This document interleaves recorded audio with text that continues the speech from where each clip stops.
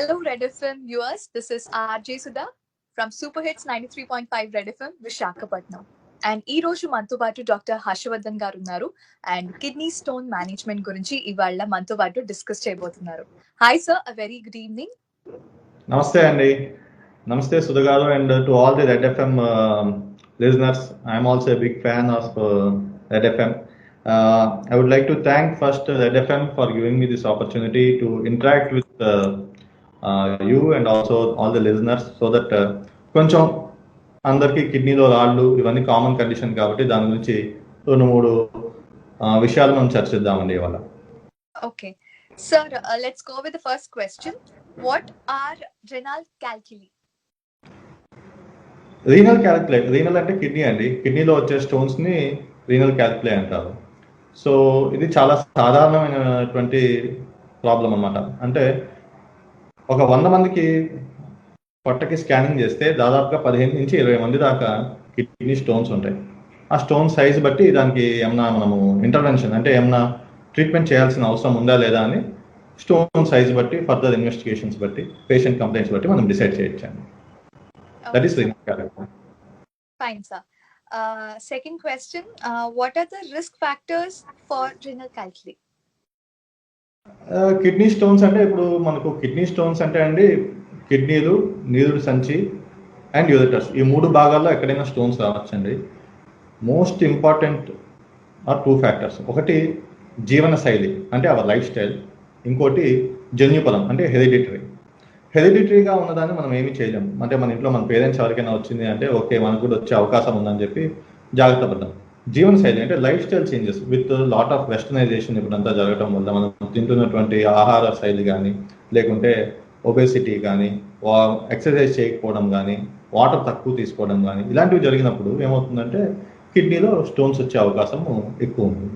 So life style మనం మార్చుకుంటే kidney stones నుంచి మనము తప్పించుకునే అవకాశం ఉంటుంది. కామన్ సిమ్టమ్స్ దీంట్లో ఎలా ఉంటాయి అంటారు? కామన్ సిమ్టమ్స్ అంటే అండి, స్టోన్ యూజువల్గా ప్రజెంట్ అయినప్పుడు చాలామంది పెయిన్తో ప్రజెంట్ అవుతారు.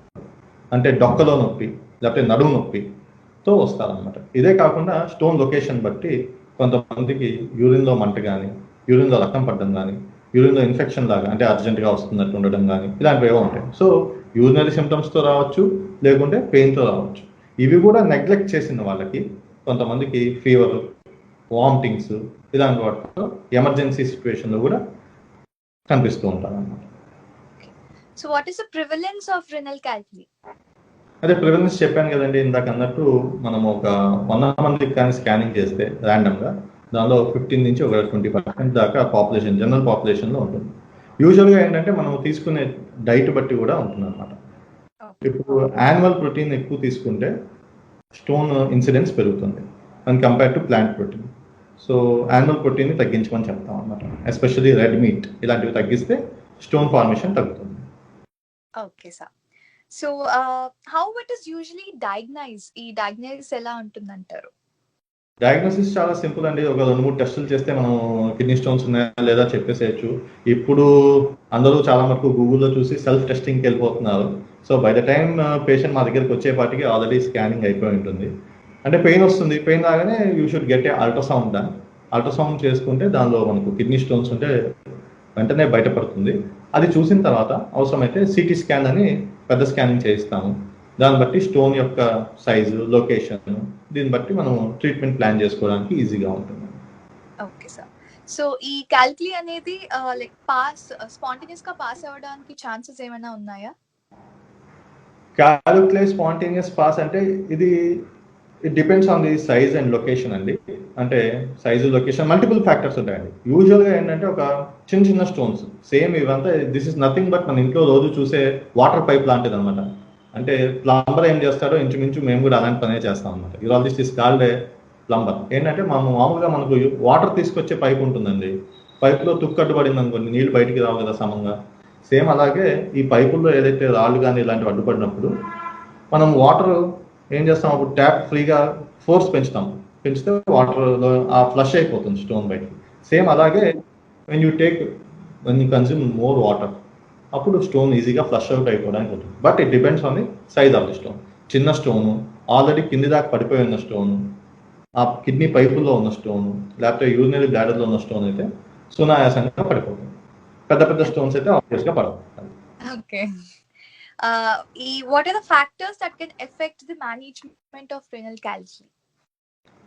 Factors అంటే then multiple factors are there అండి, but very important thing is the stone characteristics and kidney యొక్క క్యారెక్టరిస్టిక్స్ అండి. స్టోన్ క్యారెక్టరిస్టిక్స్ అంటే ఇప్పుడు ఇందాక అనుకున్నట్టు చిన్న స్టోన్ 5 mm కంటే తక్కువ ఉన్నది, 6 mm కంటే తక్కువ ఉన్నది, మనము మెడికల్గా మేనేజ్ చేయొచ్చు, ట్యాబ్లెట్లు ఇస్తే పడిపోతుంది. స్టోన్ సైజు పెరిగే కొద్దీ లేకుంటే దాంతో అసోసియేట్ అయినటువంటి కాంప్లికేషన్ బాగా బిగుసుకోపోయి బ్లాక్ చేసేస్తుంది అనుకోండి, తప్పనిసరిగా మనము ఇన్వాల్వ్ అయ్యి డాక్టర్ని కలిసి ట్రీట్మెంట్ తీసుకోవాల్సి ఉంటుంది. ఇంకా అంతకంటే పెద్ద స్టోన్ ఉందనుకోండి, తప్పనిసరిగా ఆపరేషన్ చేయించుకోవాల్సి ఉంటుంది. So what are the available treatments ఎలా ఉంటాయంటారు? ఏంటేంటి ఆ ట్రీట్మెంట్స్? అవైలబుల్ ట్రీట్మెంట్స్ ఇప్పుడు మనకు పాతకాలంలో ఏదైనా సరే కోత సర్జరీ అనేవాళ్ళు, కోత పెట్టి చేయాలి, ఎంత పెద్ద ఘాటు పెట్టేవాళ్ళు. But thanks to all the engineering guys, వీళ్ళు ఏం చేశారంటే they have revolutionised our management. వాళ్ళు ఏం చేశారంటే they have introduced something called a nephroscope, urethroscope అని చిన్న ఇన్స్ట్రుమెంట్స్ తయారు చేశారు. వాటి ద్వారా అంటే చిన్న మన పెన్ అంత సైజు ఉంటుంది అంతే అండి, అంత వెడల్పు ఉంటుంది, రెనాల్డ్స్ పెన్ అంత వెడల్పు ఉంటుంది అంతే. ఆ పెన్ ద్వారా మేము కిడ్నీ లోపలికి ఎంటర్ అయిపోయి రెనాల్డ్స్ పెన్ రీఫిల్ అంత దాంతో రాయిని బద్దలు కొడతాం అన్నమాట. ఎస్, సో చాలా సింప్లిఫై చేస్తారు. లేకపోతే ఇదివరకు కాలంలో దాన్ని పెద్ద కోత పెట్టి కుట్లు వేసి పెద్ద స్కార్ వచ్చి అగ్లీగా తయారయ్యేది. నౌ మనం ఏమీ చేయకుండా జస్ట్ మన న్యాచురల్ ఆర్ఫేస్ అంటే యూరిన్ వచ్చే మార్గంలో నుంచే వెళ్ళిపోయి స్టోన్ని బద్దలు కొట్టేసి బయటికి తీసేయచ్చు అన్నమాట. ఓకే. సో ఇది ప్రివెంట్ చేసుకోవడానికి, కిడ్నీలో స్టోన్స్ ని ప్రివెంట్ చేసుకోవడానికి ఎలాంటి జాగ్రత్తలు తీసుకోవచ్చు? కిడ్నీ స్టోన్స్ ప్రివెంట్ చేసుకోవడానికి ఇందాక చెప్పినట్టు హెరిడిటరీ ఉందనుకోండి, మనం ఏమీ చేయలేమంటే ఇన్ ద సెన్స్ ఎక్కువ జాగ్రత్తలు తీసుకోవాలి. సో జాగ్రత్తల్లో మెయిన్ జాగ్రత్త ఏంటంటే నీళ్లు బాగా తాగడం. నీళ్ళు ఎంత తాగాలి రోజుకి? కనీసం 3 to 4 లీటర్స్ వాటర్ తాగాలి. 3 to 4 లీటర్స్ వాటర్ తాగితే ఏంటంటే కిడ్నీలో ఫామ్ అయ్యేటువంటి all this bad stuff, sand లాగా పార్టికల్స్ ఫామ్ అవుతుంటాయి, that all will be flushed out. So water బాగా తాగాలి. అండ్ యానిమల్ ప్రోటీన్ ఇందాక చెప్పినట్టు ఎస్పెషల్లీ రెడ్ మీట్ అంటే బీఫ్ కానీ మటన్ కానీ కొంత సీ ఫుడ్ కానీ ఇవి తీసుకుంటే animal protein is difficult to be excreted and compared to plant protein.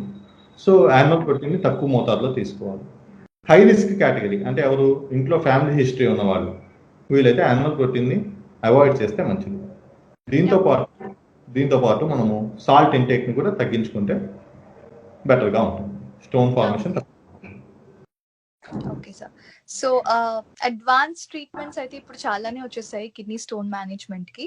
So అలాంటి ట్రీట్మెంట్స్ ఏంటి సార్ రైట్ నౌ? అది యాక్చువల్గా ఇప్పుడు పాతకాలంలో చెప్పాను కదండి, కోత పెట్టి చేసేవాళ్ళు. ఇప్పుడు ఏంటంటే ఇన్స్ట్రుమెంట్స్ ఇవన్నీ వచ్చేసాయి.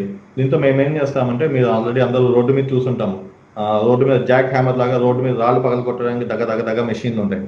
అలాంటి సేమ్ అదే కాన్సెప్ట్, అదే ఫిజిక్స్ని వాడి స్టోన్ మేము పగలు కొడతాం.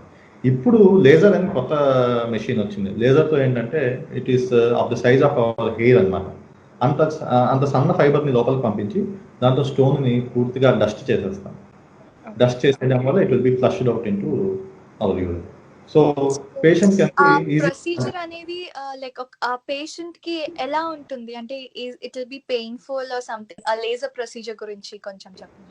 లేజర్ ప్రొసీజర్ తో అడ్వాంటేజ్ ఏంటంటే అండి, ఇప్పుడు it is kind of a day care surgery. అంటే మార్నింగ్ అడ్మిట్ అయితే అండి, నైట్కి కానీ నెక్స్ట్ డే మార్నింగ్ కానీ పేషెంట్ డిశ్చార్జ్ చేసేయచ్చు.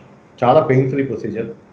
తన హోల్ కూడా పెట్టమన్నమాట, తన శరీరంలో చిన్న హోల్ కూడా పెట్టకుండా, ఏ కుట్టు కోత ఏమీ లేకుండా లేజర్ ద్వారా కిడ్నీలో స్టోన్స్ని తన యూరిన్ వచ్చే మార్గంలో నుంచి వెళ్ళిపోయి సింపుల్గా బ్లాస్ట్ చేసేసి పంపించేయచ్చు.